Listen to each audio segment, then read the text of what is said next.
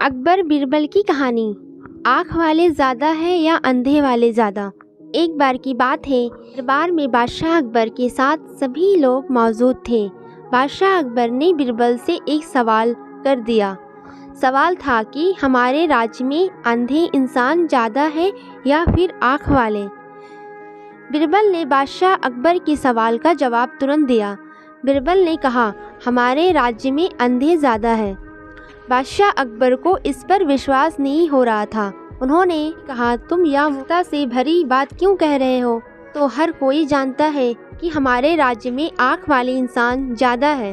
बीरबल ने कहा, जहाँ पनाह आप मुझ पर विश्वास करें, मैं यह सिद्ध कर सकता हूँ कि हमारे राज्य में आँख से अंधे बहुत ज़्यादा लोग हैं। बादशाह अकबर ने कहा, ठीक है, तो तुम इसे सिद्ध करके दिखाओ। बीरबल बोले, इसके लिए मुझे 2 दिन की छुट्टी चाहिए। बादशाह अकबर ने छुट्टी को मंजूर कर लिया। अगले दिन बीरबल उस रास्ते के किनारे चारपाई को बीनने लगे जिस रास्ते से होकर बादशाह अकबर महल जाया करते थे। उस समय चारपाई बीनने के बाद कुछ लोग बीरबल के पास आए और बोले, आप यह क्या कर रहे हैं? बीरबल ने उन्हें कोई जवाब नहीं दिया, बल्कि उनका नाम अपनी एक सूची में लिख दिया। इस तरह से कई लोग बीरबल के पास आते और पूछते कि आप क्या कर रहे हैं। बीरबल ने उनके सवालों का कोई जवाब नहीं देते, बस उनका नाम अपनी सूची में लिख लेते। बादशाह अकबर का काफिला भी उस रास्ते से गुजरा।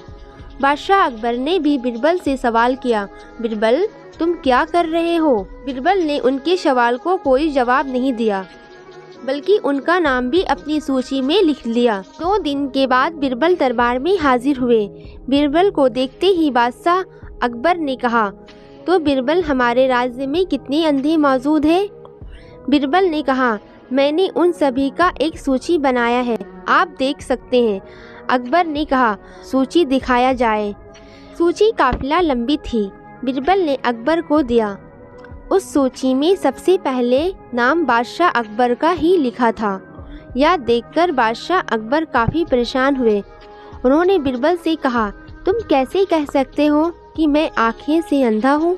बीरबल ने कहा, मैं अभी साबित कर सकता हूँ। यह बात ज़्यादा पुरानी नहीं है। कल जब मैं नगर के मुख्य रास्ते पर चारपाई बुन रहा था, तो मुझे हज़ारों लोग देखकर पूछ रहे थे कि क्या कर रहे हो। उस सभी में आप भी एक थे। इस तरह से आप आँख होते भी अंधे हैं।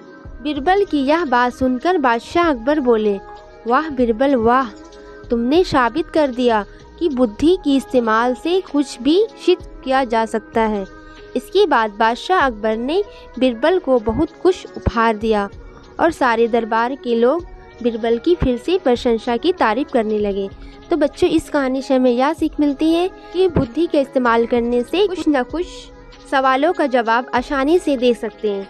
तो हमारी इस चैनल को आप लोग सब्सक्राइब कीजिए ताकि मैं आपके सामने नई नई हिंदी स्टोरी ला सकूं। Thank you.